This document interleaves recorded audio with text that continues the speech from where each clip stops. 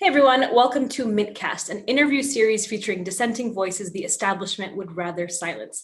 I'm your host, Manar Mohawish Adli. Now, for far too long, government agencies have attempted to censor or infiltrate news organizations in an attempt to control the message. The US is no exception to this. Turn on your TV to watch cable news, and you are bound to quickly run into a former employee of a three-letter agency telling you what to think on issues of politics and security. But our guest today has been delving deeper into the growing and alarming ties between the national security state and social media as the government increases its control over Silicon Valley.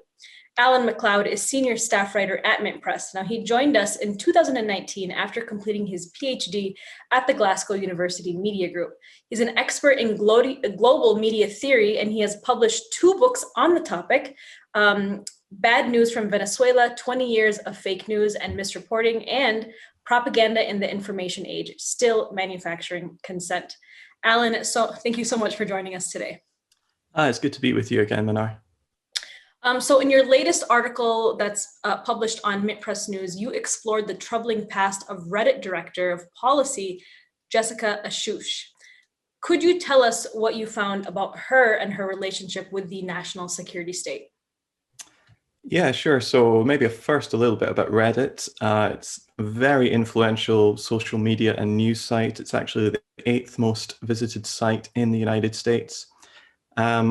And it's got this reputation as being a sort of anarchic, anti-establishment place to go and where people have discussions. But a few years ago in 2017, Jessica Ashush was appointed as director of policy, and that was really out of left field because when you look at her background, she is essentially a foreign policy hawk.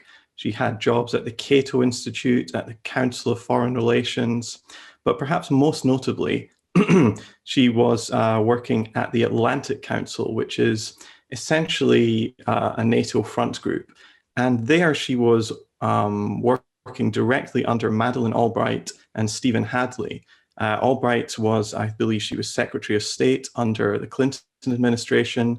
She was one of the people who was most directly involved in the violence in the Middle East. She famously went on television and said that 500,000 dead Iraqi children was a price worth paying for trying to put the pain to Saddam Hussein.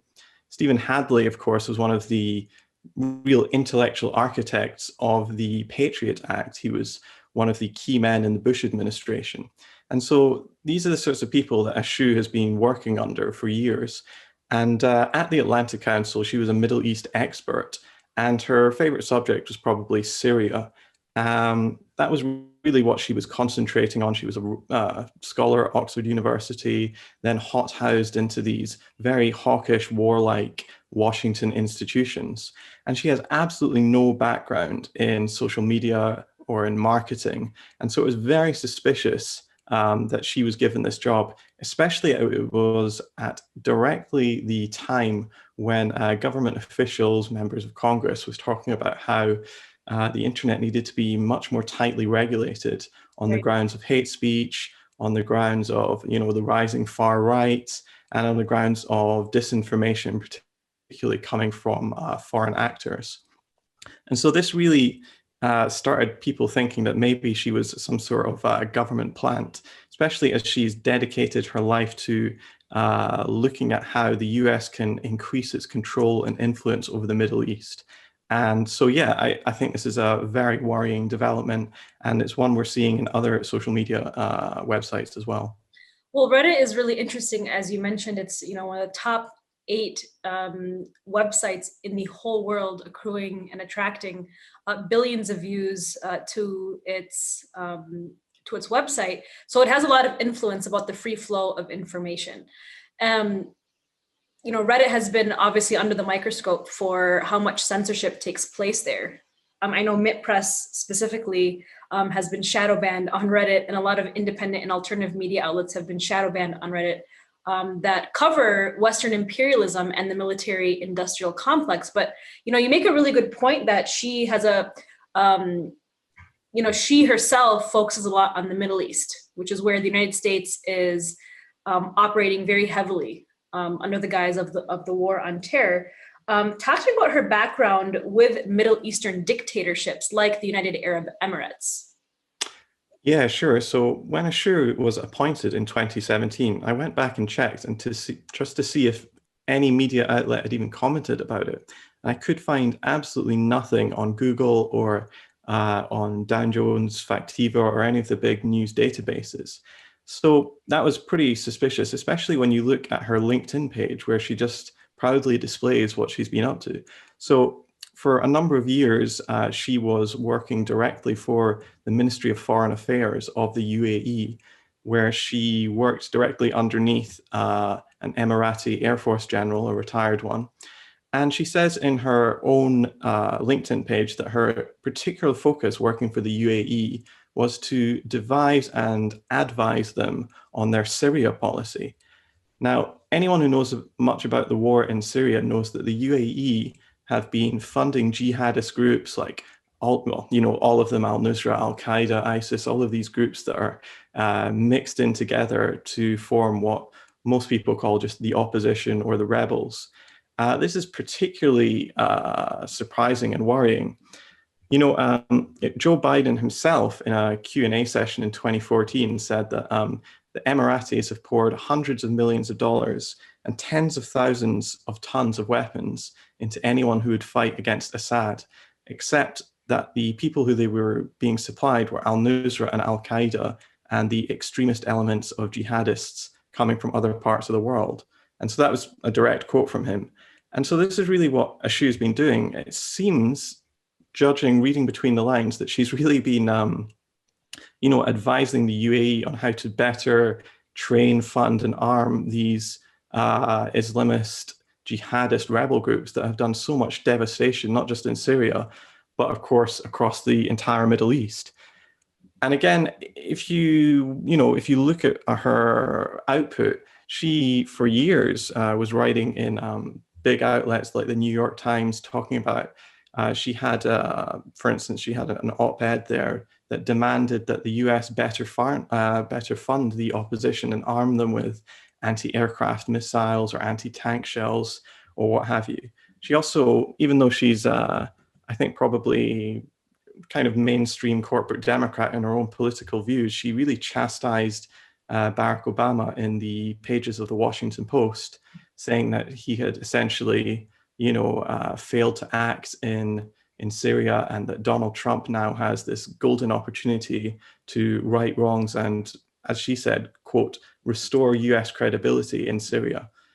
In that article, she also said that she was part of quite a high-level team who, right after the suspected chemical attack in Duma in 2013, so that was the Ghouta attack, she flew to Istanbul and met with representatives of the United States, of the Syrian opposition, and also regional leaders to try to come up with some sort of strategy to counter Assad.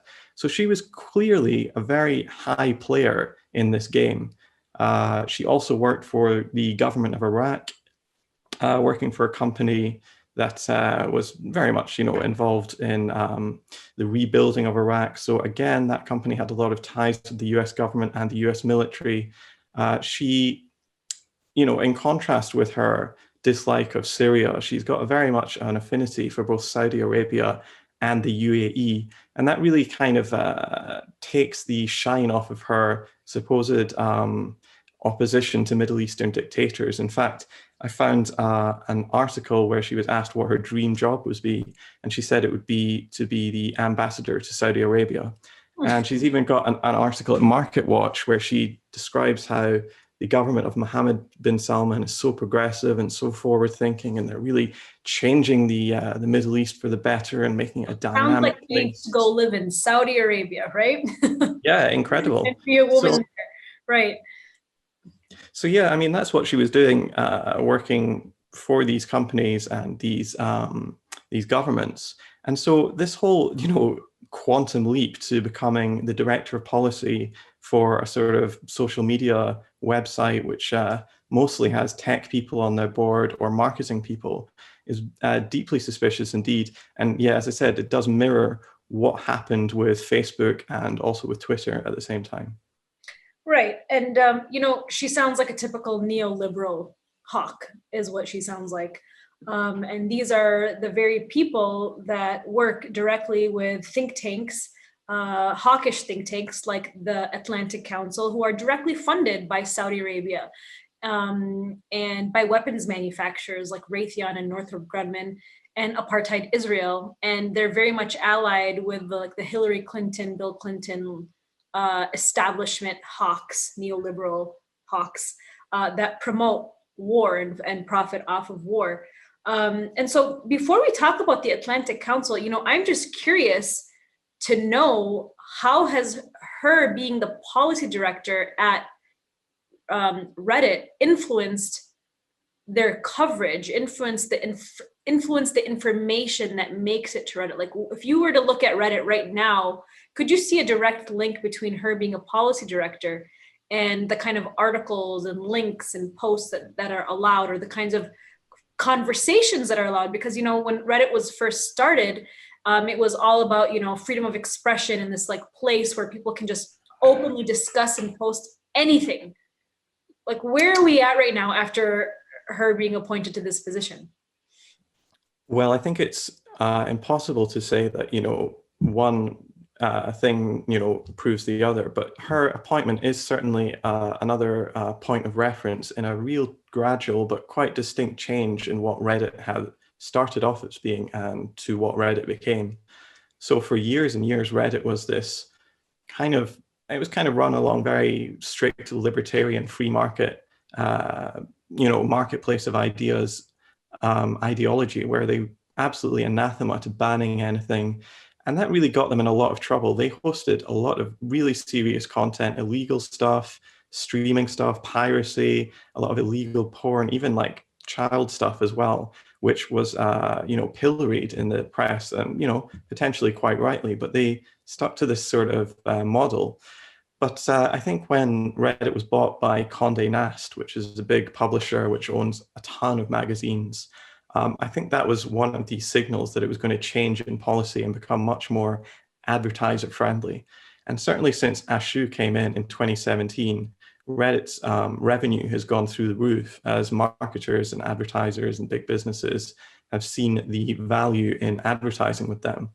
But Ashu has certainly, if not been the principal architect, certainly overseen a real change in policy in Reddit. So we've seen, in one day in 2018, she decided to ban over 1,000 communities on Reddit. A lot of the most notorious ones are gone, like, for instance, the Donald Trump subreddit, the Donald, that was one of the major organizing locations for the movement to get him elected as president. It was one of the most active communities.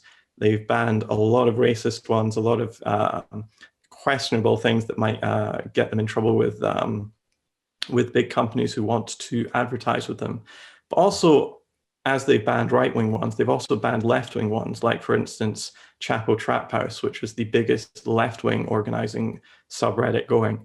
And so it's kind of this tit-for-tat thing where increasingly there is a sort of beltway of expressible opinion on Reddit where you're not really encouraged to go out with those bounds of expressibility.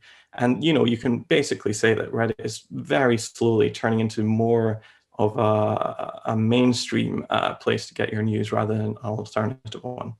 Okay, absolutely. And I couldn't agree more. I mean, I know a lot of independent media outlets have been shadow banned or completely blocked from sharing their links, compared to like 10 years ago or 8 years ago, where, Mint Press could have made it to the front page of Reddit, where right now that's pretty much impossible.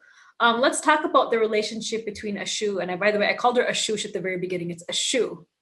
Her relationship with the Atlantic Council and the Atlantic Council's relationship with social media, tech giants, and why this is so dangerous.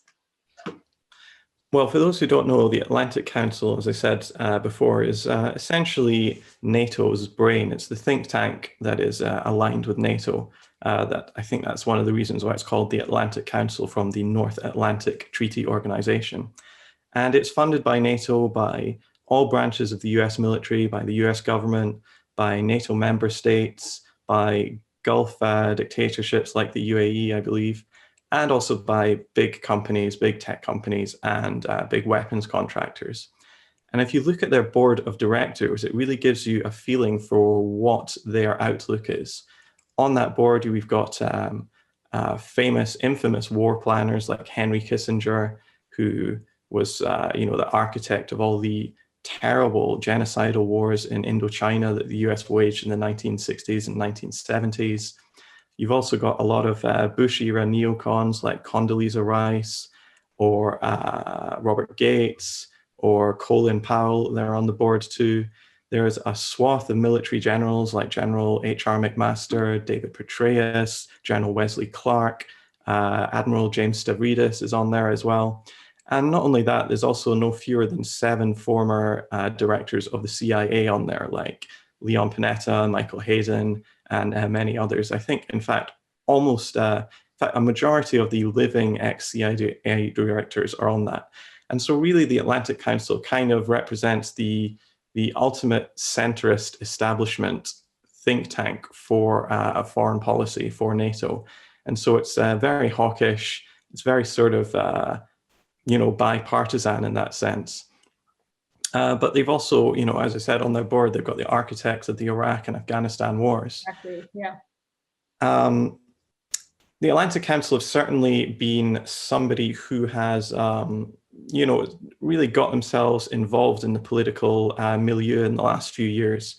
They've been pumping out a lot of articles that have really pushed the Russiagate narrative to its zenith.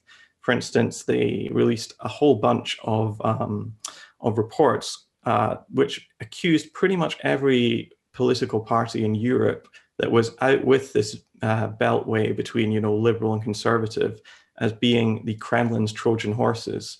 So, for instance, in the United Kingdom, on the left, it was Jeremy Corbyn's Labour Party, and on the right, it was the UKIP party that were both secretly controlled by Putin somehow, or in Spain, it was Vox and Podemos, or in Italy, it was Lega Nord and the Five Star Movement, or in Greece, it was Syriza and Golden Dawn. And so they've really been talking a lot about how Russia is secretly controlling our politics, increasingly controlling our social media. And they've been offering their services to a lot of big companies to try to protect against that. And so what we've seen recently, for instance, Facebook has partnered with the Atlantic Council's Digital Forensics Lab. And what the Atlantic Council do for them is essentially curate the news feeds of 2.8 billion people worldwide who use Facebook. The Atlantic Council essentially help Facebook decide what news should be promoted, what posts should be discarded, deleted, or demonetized.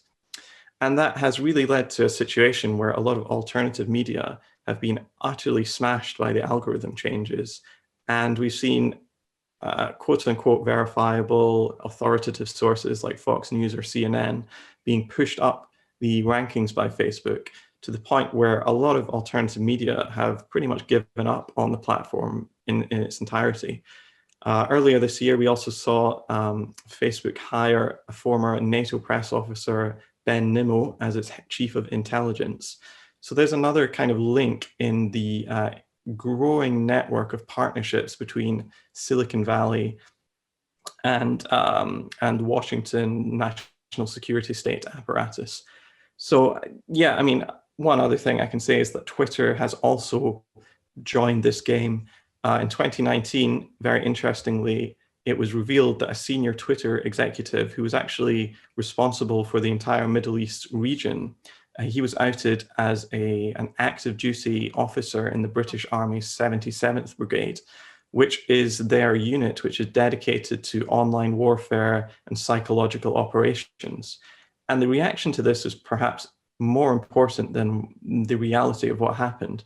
The reaction was pretty much a big shrug of the shoulders in the US. This came at a time when people were getting increasingly worried about foreign manipulation of social media.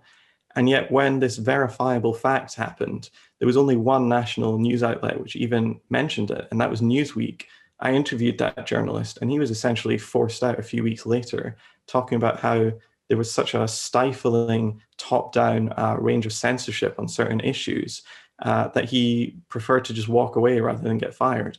So I think we're living in this era where when groups like the Atlantic Council, considering who is on their board, are shaping the sort of news we see, which is, of course, really important. I mean, Facebook is the biggest supplier of news to Americans and to Europeans and to people all around the world.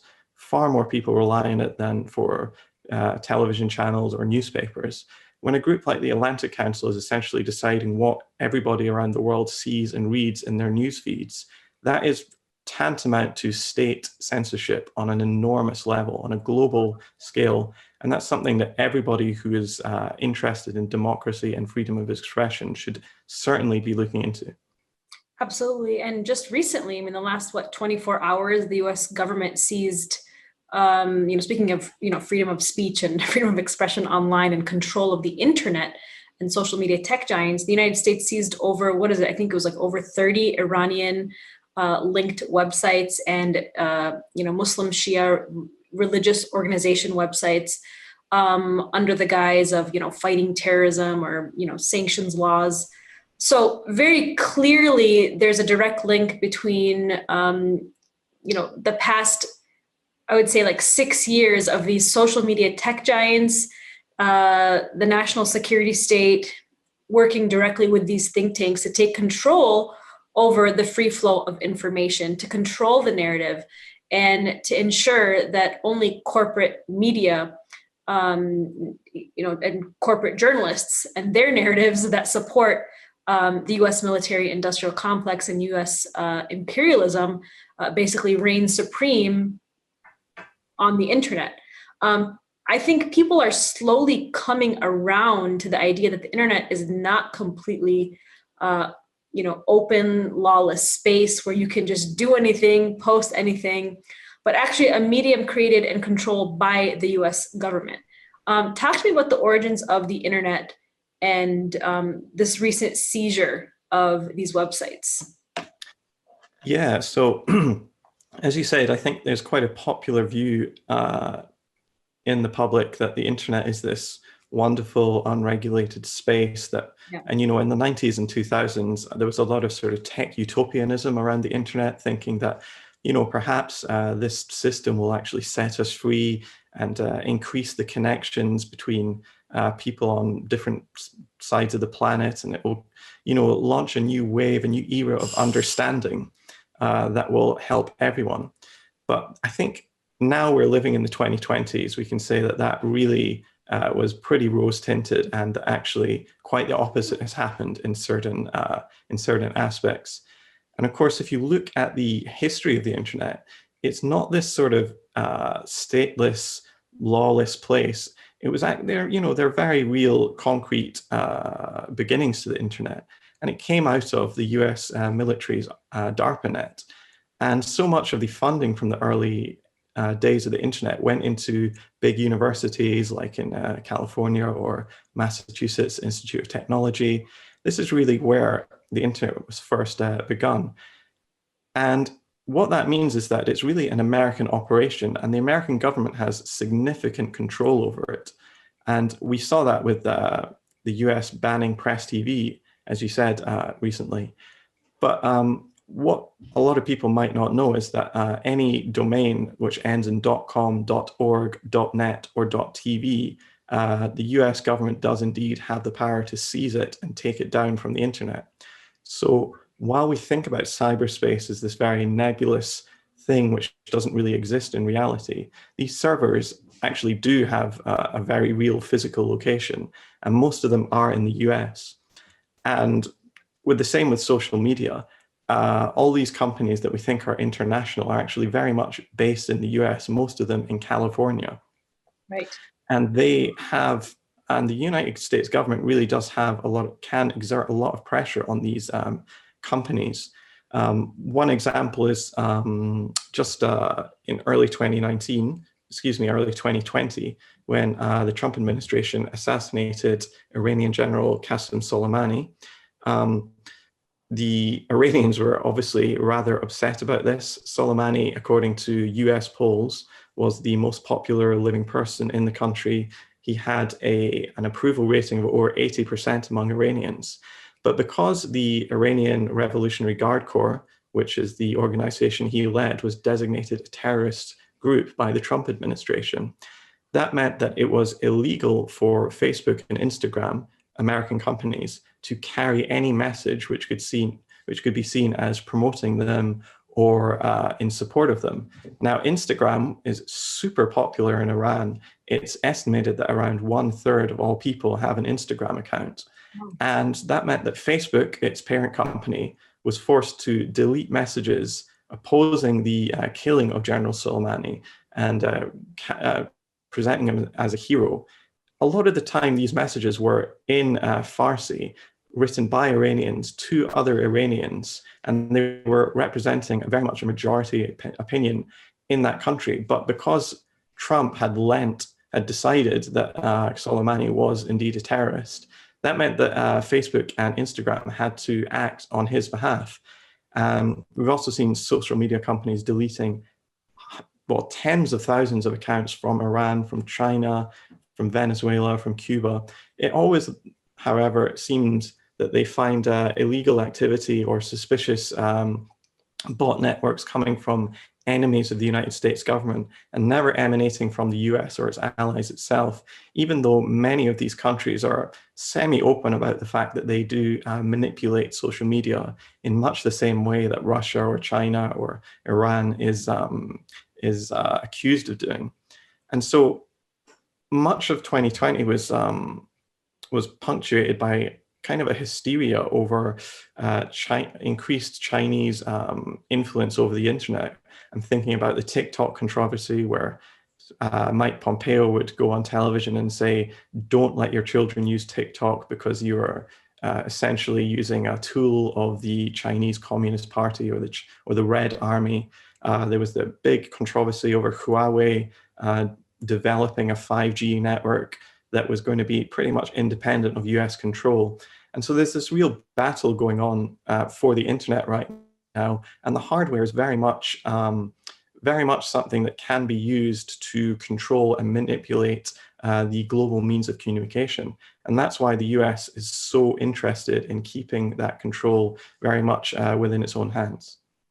Right. And obviously these, social media tech giants working with the think tanks and working directly with the national security state and the US government are ensuring that what's being propped up on social media are journalists that work for the national security state. You, as our senior staff writer, you wrote this incredible investigation called The Notorious London Spy School, churning out many of the world's top journalists. You detail how this Department of War Studies is breeding ground for both the world's top spies and the world's top journalists, that obviously social media tech giants are happy to prop up and celebrate while suppressing independent journalists and independent media outlets. Talk to us about your investigation. Yeah, that really came out of a previous investigation I did into Bellingcat, which presents itself as this kind of information network for the people, this open source investigative outlet, which is kind of governmentless. But when you really start looking at where they get their funding and who is actually writing the articles, it becomes pretty clear pretty quickly that this is just a sort of Western government front operation. Mm-hmm. What I found when I was looking at Bellingcat was that so many of the people who write for them all went to the same college and did the same postgraduate degree at the same department in the same college in the same university in London, which is the Department of War Studies. And I decided to look at their academics. And it is remarkable the amount of people who are active duty officers in NATO member states. So, basically directors of NATO. We have a former Director General of NATO on the teaching staff, former UK Minister of Defense, former CIA agents, former Israeli Defense Forces officers. Also, a lot of members of very hawkish think tanks, which are funded by both the US and UK governments. And in fact, the Department of War Studies actually presents itself as somewhere and pitches itself to Western security organizations as somewhere where they should actually send their operatives. In a CIA publication, or in an article that was published in the CIA's in-house journal, two King's College academics actually said that, it's really good for organizations like the CIA to have more people with an academic background, as it really enriches their intelligence gathering opportunities and their skills. And, this is it's kind of an open secret that the Department of War Studies is the place that Western spies and spooks go to be trained. So, Leon Panetta, who at the time was former CIA director and was also Secretary of Defense for the US at the time, he went to London in 2013 to give a talk there and said he was profoundly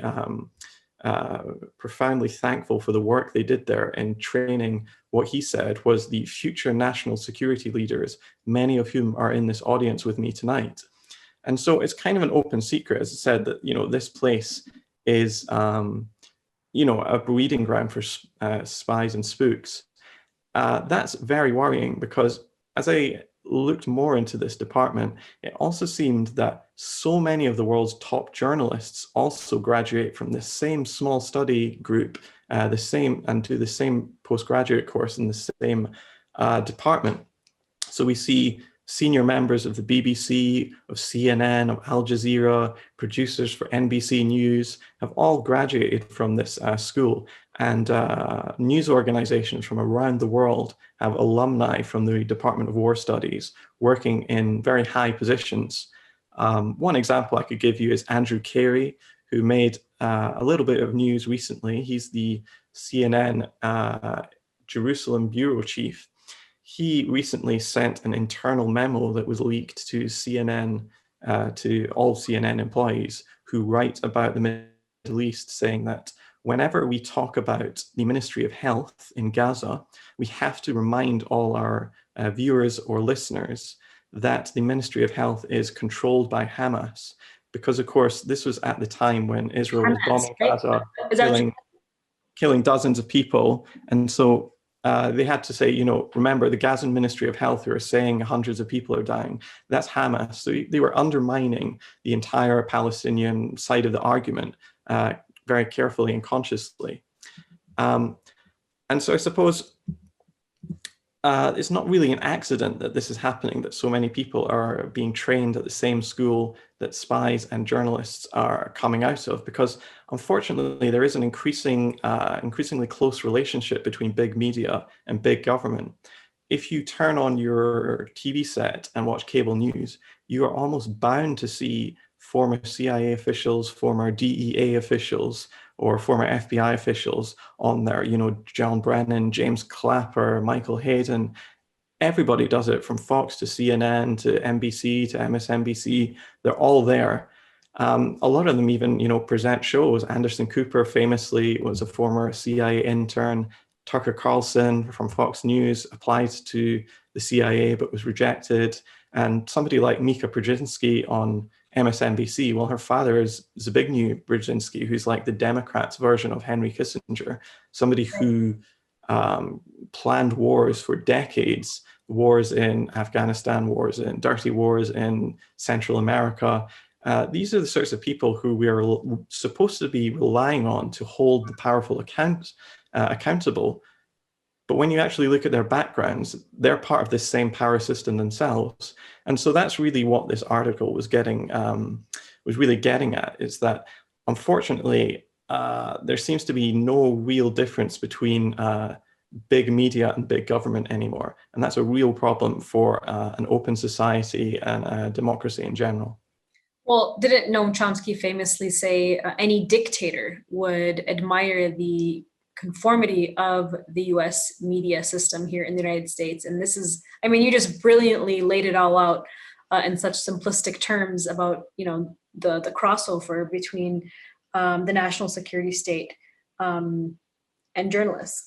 Let's talk a little bit about the algorithms and censorship that's taking place against alternative and independent media. Do you think this problem of government control and manipulation of media will get better or worse in the short term?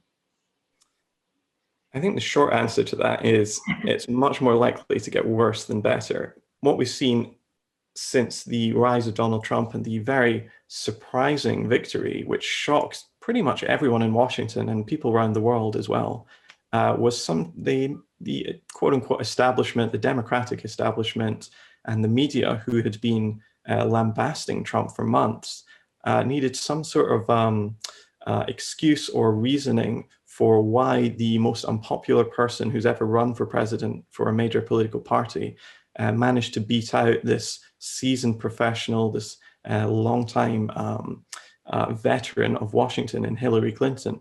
And very quickly, the Clinton campaign and the media seemed to coalesce around the idea that the problem was online disinformation that had been pushed by foreign countries, particularly Russia. And so what happened in 2016 and 2017 was that big social media outlets like Reddit, like Facebook, Twitter, Google, and YouTube changed their algorithms to reportedly push more authoritative news sources and derank, delist, or demote fake news or very low quality news. And, fair enough, there was certainly a lot of absolute nonsense being widely circulated in 2015 and 2016.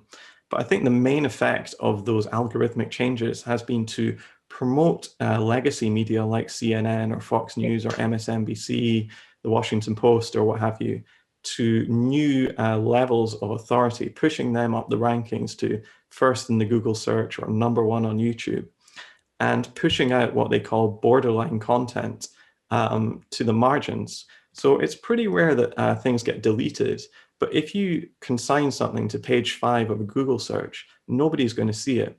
And so what we've seen is really high quality independent media have been completely smashed by this algorithmic change. I know Mint Press has been particularly badly affected, but Democracy Now! Or The Intercept or Common Dreams or Counterpunch have all seen disastrous drops in Google traffic almost overnight. And we see the same with YouTube creators as well. Anyone who's in this sort of political realm, but is outside that sort of beltway, that establishment, has seen their subscriber count essentially flatline. Right. Their videos are not being promoted by the YouTube algorithm, whereas authoritative sources like CNN or Fox or what have you are really pushed up to number 1 and number 2, and they're constantly pushed on us.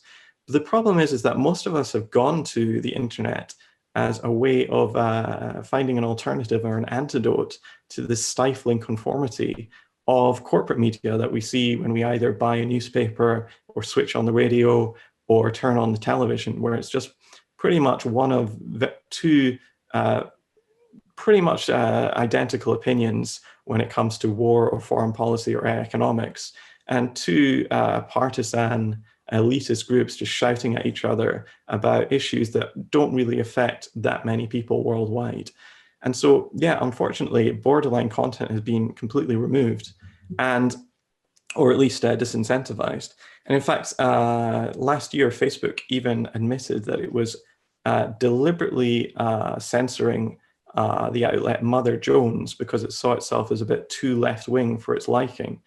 Now, anyone who reads Mother Jones will see it's kind of a very sort of milquetoast liberal publication. Yes. So if they're admitting that they're doing that to Mother Jones, what are they doing to outlets like Mint Press or Grey Zone or Counterpunch or Common Dreams or whatever? It's when you start thinking about it like that, it's a really huge change that nobody talked about, nobody voted about, and in fact, most people don't even know has happened.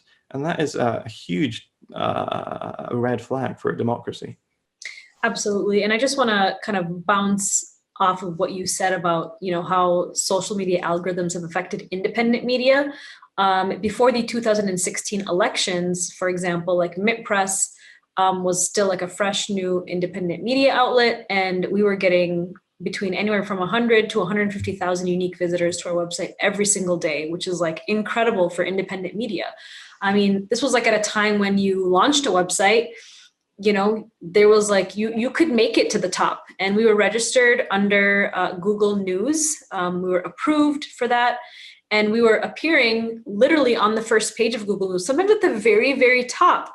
And so, we were also able to monetize from a lot of the content that we were publishing, because we had such a high traffic for such a small website. But slowly but surely, those things started to change in the last 4 years as, this cry for cracking down on, Russian disinformation and any sort of kind of fake news. And then all of a sudden we saw, like you described and explained, how social media tech giants partnered up with these hawkish think tanks and the national security state to basically crack down. And so what we started to see was this like decline in our readership, and we weren't able to get as many readers from Facebook like we used to get. And now we're like struggling. We're like pushing through, but like we can't break that ceiling. They've put a block on us. And then, we used to make the trends. Press used to be on the trends. Our articles used to make it to the trends. We used to go viral. We used to be at the top of Reddit. Those things are just basically impossible now to happen. Another thing I wanted to mention is like the, Google ad violations, where we're obviously moving away from Google ads completely. But Google ad violations, like on almost a weekly basis, we're getting Google ad violations threatening to demonetize articles because we're covering war crimes. I remember bringing attention to an article that we published about US human rights abuses at Abu Ghraib, and Google demonetized that article because it was, went against their like standards. And then demonetization of a lot of YouTube content as well. So there's clearly a deliberate effort to suppress and throttle and shadow ban independent outlets. So I think, we've talked about a lot of things here. They're all related, of course. And Alan, you are just like this wealth of information, this source of so much information. It's so good to talk to you. And I'm sure everyone who's listening is really learning a lot from you. I mean, you truly are a scholar. You truly are a scholar. I think people are trying to figure out, like, what is the solution? I mean, we talk about this issue so much. And like, what is the solution? I mean, people have called for like boycotts of social media tech giants, like get off Facebook, get off Twitter, get off Instagram, go to alternative social media outlets. But then the mass people are not actually migrating over to these alternatives. I mean, I feel like there is a better solution, but what do you think the solution is based off of your research? Yeah, I mean, we do live in an upside down world where the people most crying for censorship seem to be journalists, or, the top journalists in our nation. And that's really worrying, especially because so many of the biggest outlets are the ones most responsible for the biggest fake news stories of the 21st century, like, for instance, the WMD hoax in Iraq. So we do live in this very difficult world where, unfortunately, the internet isn't this sort of free place where everybody has an equal say, but is in fact quite closely regulated now. I suppose in terms of solutions, there's kind of individual solutions and there's a more group solution. For individuals, I always recommend deliberately trying to go out of your little bubble and trying to look for news, perhaps from different countries, perhaps from rival countries. There's so many outlets that publish stuff in English, whether it's from the Middle East or from Russia or from Latin America, and you'll get to see a completely different viewpoint. You'll get to see or hear figures that just won't appear in our corporate media here, and that's very good to help you triangulate what's going on in your own media. It doesn't mean you have to believe what they say, but it helps you for once see that there is a different opinion, and you can start to work out what the spectrum is. I think it's imperative that people who really believe in a free media start to think about ways that they can support those media and get those media either more money or more attention or help them in some way. Thankfully, I think in the last couple of years, we've really seen the idea of donating to small media outlets increase. We've seen sites like Patreon become very popular, and journalists can make a living there, and so can independent media outlets. But I mean, I guess there are other tactics that we can try, and like just trying to break the stranglehold of big tech on our things. We can maybe try to get our outlets directly mail shotted to people, so they're not really going through the medium of a Facebook algorithm or a Google algorithm. But these things are absolutely an uphill battle, and so it's certainly not easy. But first things first, we have to at least recognize there's a problem. And then I think also alternative media really has to try and find a way to work together and see that it's in all of our common interests to go back to a system that's much more free and open. Because otherwise we're just going to see the internet turn into basically what the television is, where it's a very limited form of expression. And, you know, maybe if you know about a certain website, you can find alternative opinions. But ultimately, if the tools you're using to look for opinions on news are controlled by big corporations, the biggest corporations in the world in some cases, that is hugely problematic. And so, yeah, I don't really have the answer of what we should do, but there's certainly things that we can do, which is put our money where our mouth is, try and help independent media as much as possible, try to be much more conscious and active consumers of news and really think about things, and also go back to face-to-face organizing as well, because it's remarkable how much more convincing a real person is than, you know, some person online.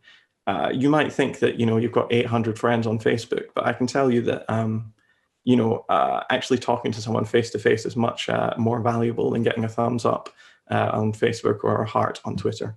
That's absolutely correct. And I actually was just talking about this. I said the same thing or something similar during the surveillance capitalism panel that I was speaking on as well. You know, we have to detach and break our addiction from social media, because actually social media tech giants and the US government, the national security state, they want us to be addicted and glued to our screens, while they are in reality in the real world are completely plundering us, you know, pushing this divide and conquer narrative. They're able to push through with their agenda while we are sitting there glued to our screens, getting these dopamine rushes because we're getting that like, or we're getting that, you know, care heart on Facebook. And something, you know, Alan, that I definitely agree with you with is we have to put our money where our mouth is in support of independent journalism. You know, when I was doing the live streams in the last month, I started each live stream reminding people that we have to work together and support independent media by helping us beat social media algorithms by sharing our live streams. The same goes for, you know, this segment for the Mintcast podcast. If you're watching this, obviously you should be following Alan MacLeod on social media. He's an investigative journalist. He's our senior staff writer. And like, I'm so proud to be working with you, Alan. You're such a wealth of information. And support Mint Press as well, you know, through Patreon and to make this show, this program possible. But that is a wrap for today. Alan, it was such a joy to speak with you. I learned so much from you every time I speak to you. I really appreciate you being here and explaining this issue to us so much. Oh, it was great to speak to you again. Thank you, Alan. All right, so just a reminder that the Mintcast podcast is available on our YouTube channel in video format, like you're seeing us now. But if you prefer, this also comes in a podcast format. You can find it on Spotify and iTunes if you look up Mintcast. That's a wrap. We will see you guys next week. Thank you.